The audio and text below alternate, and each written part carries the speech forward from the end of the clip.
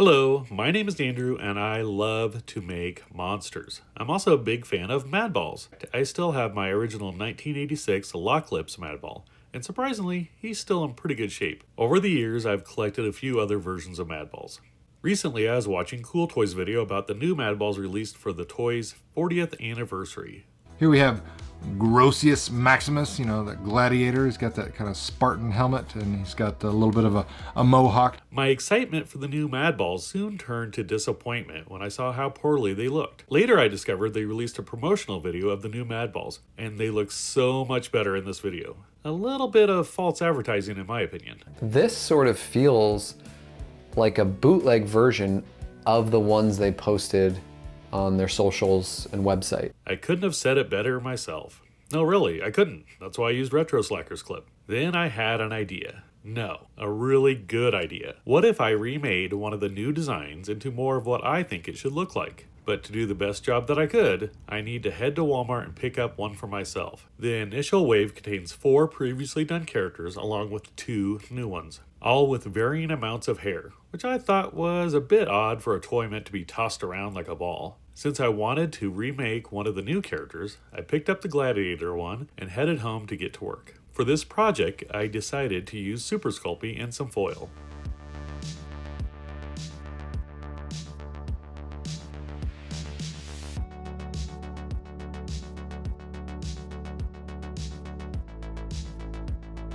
My goal was to make this Madball about the same size as my vintage Madball. It's kind of bothersome to call something from my childhood vintage. Well, I was actually a teenager when I got it. Wait, I think that makes it worse. My Madball from Walmart looks absolutely awful, and not in a good way. Let's see if I can make a better one.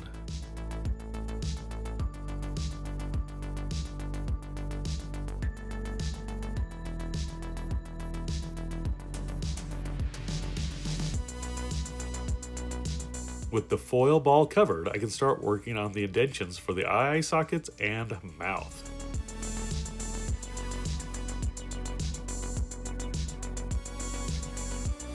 Now let's make some teeth, lots of teeth. I wasn't sure exactly how these were going to fit, so I made sure to make extra just to be safe. My main influence for this design is the artwork on the packaging. This artwork is flipped on different things, but I went with how it's portrayed here. Since his left ear isn't shown, I decided to make it look fairly normal, and the right ear is all messed up. When I was looking at it, I was trying to think of what they were going for, and then it clicked. I think they wanted it to look like those cauliflower ears that you see on some wrestlers and MMA fighters. This would make sense if our gladiator saw lots of action.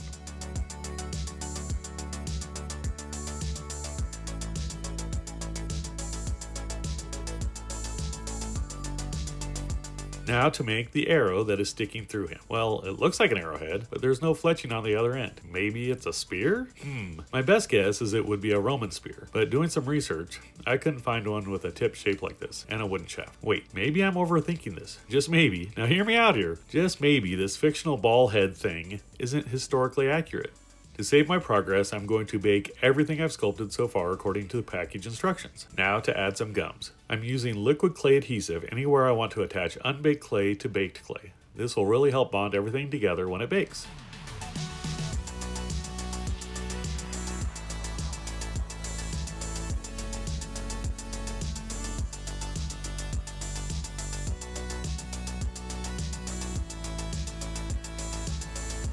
I was able to push the teeth into the upper gums, kind of like a reverse extraction. I guess they would call this a tooth insertion.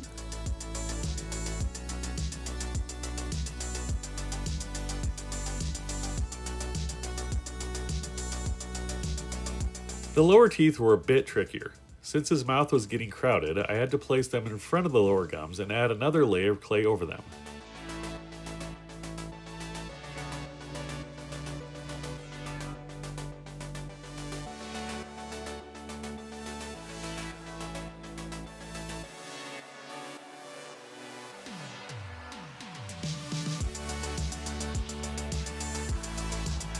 Now, to finish up the facial features and make the shaft of the spear.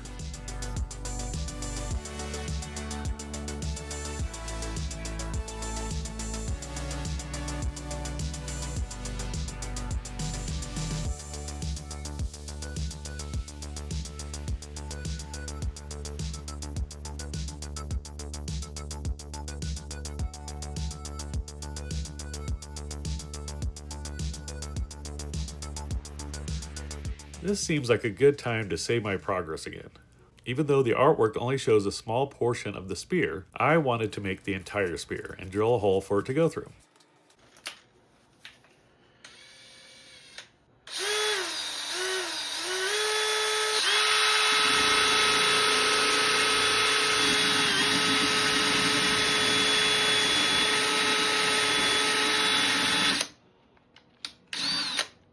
My reason behind this is so the two ends of the spear line up.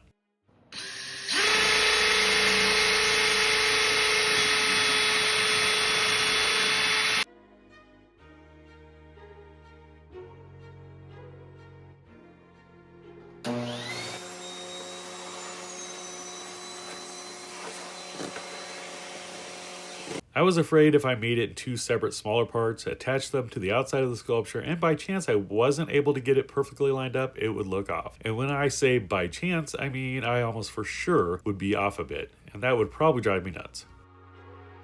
Moving on to the helmet. This was pretty simple. I started with the center and continued to add rolled out pieces of clay until I had the entire helmet.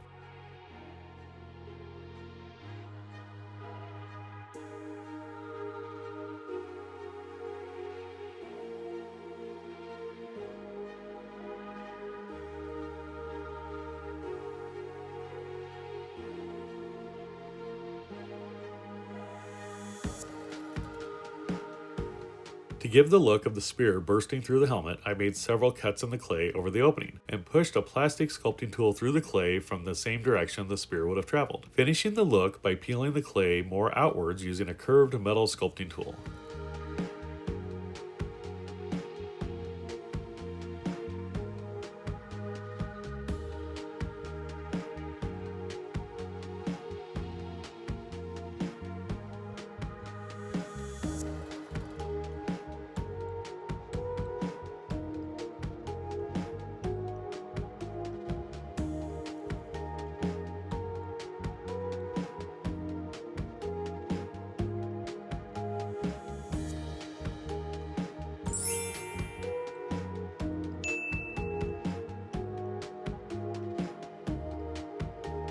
In the middle of the helmet, I cut out a section of clay where I can add the mohawk after it's baked and painted.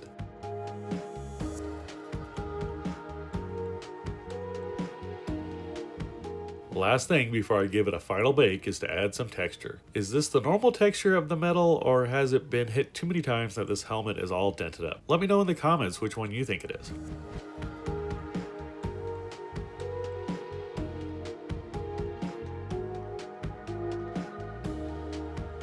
Once he has cooled down, I'm applying a base coat of black acrylic paint. This will keep all the deeper parts dark for any areas that I would dry brush.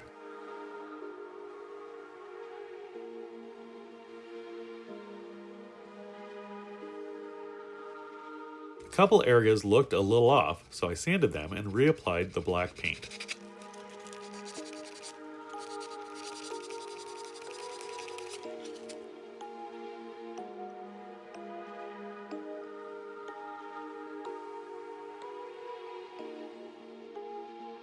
I think he's looking pretty good. Now let's add some color.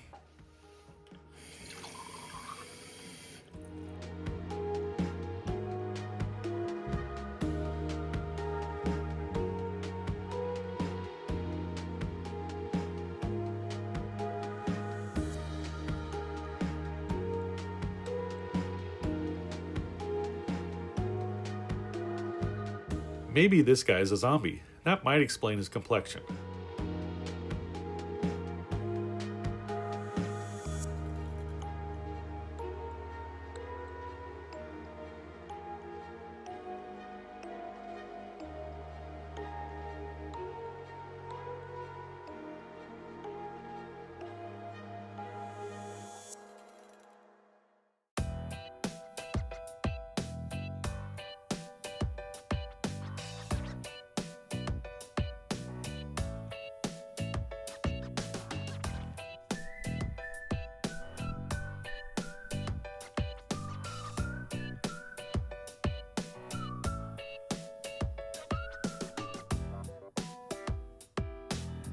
I was going to dry brush gold on the helmet, but it just looked too dark, so I went over it until I was happy with it. It's a lot shinier than I initially envisioned, but after it was done, I really like it.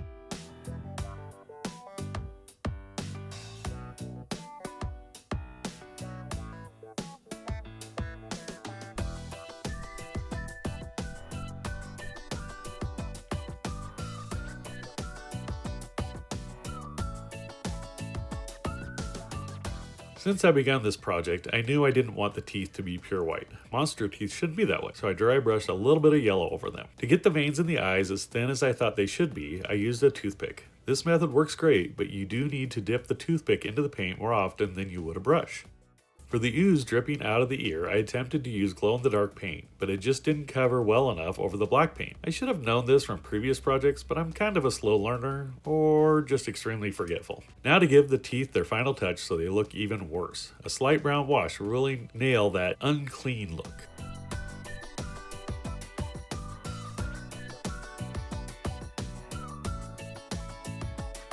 I added some lighter brown to the spear, and now I'm going to glue it in place.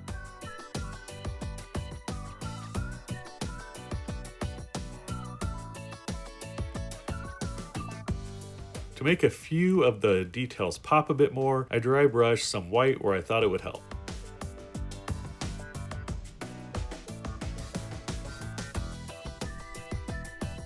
After some internal debating about ooze color, I decided to go with neon green.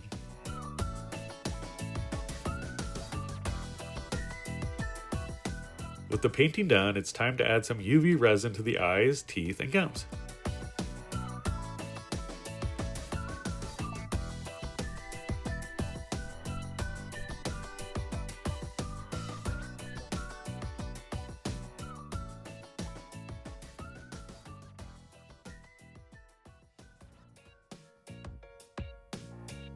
Not only does this give it a nice shiny wet look, it also hides some of the fairly obvious brush strokes. Madballs are supposed to be gross, and I felt like this guy could be a bit grosser, but I didn't want to make him gorier, so I decided he needed more ooze. I mixed up some UV resin with some of that neon green acrylic paint. I wasn't sure this was going to work. Googling it didn't fill me with confidence, so I did a test before I poured it on this guy and it worked fine. I started by adding some ooze to the tip of the spear. I was hoping I could get it to cure in mid-drip, but my UV light was not being very cooperative and kept flickering. I also added some ooze to a few other areas.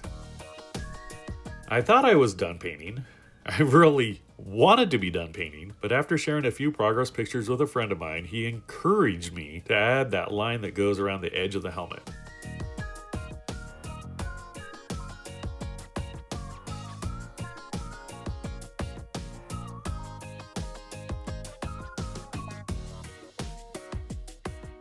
The last step is to make his mohawk. I looked at Hobby Lobby for some red fur, but no luck. Thankfully, I found just enough wool roving in my tote of needle felting supplies.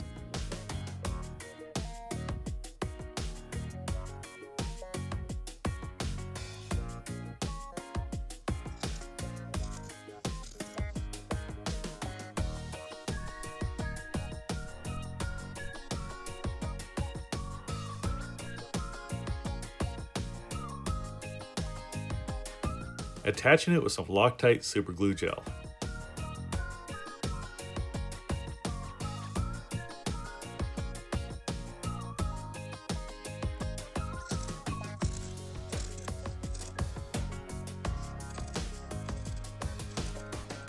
Now let's take a look at the finished Madball. I had so much fun making this guy. I wanted to make a Madball for a while now, and with the release of these new ones, I felt this was the perfect time to do so. Speaking of the new ones, if I can borrow a phrase from Pixel Dan, it's comparison time.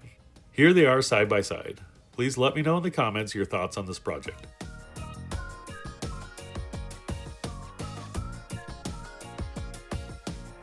Recently, I launched a Patreon, and I want to give a special shout out to my initial patrons, Kirsten, Heather, Jacob, and Jeff. My dream is to do art full time, and your generosity has helped me get just a little bit closer to that dream. If you want to support the channel and see some behind the scenes photos, consider joining my Patreon, or you can check out my newly launched online store. Links to both of these are in the description box below. Thanks to CoolToy and Retro Slacker for letting me use some of their footage in this video. If you are into toys and collecting, be sure to check out their channels. Thank you for watching, and remember, never stop creating. Bye.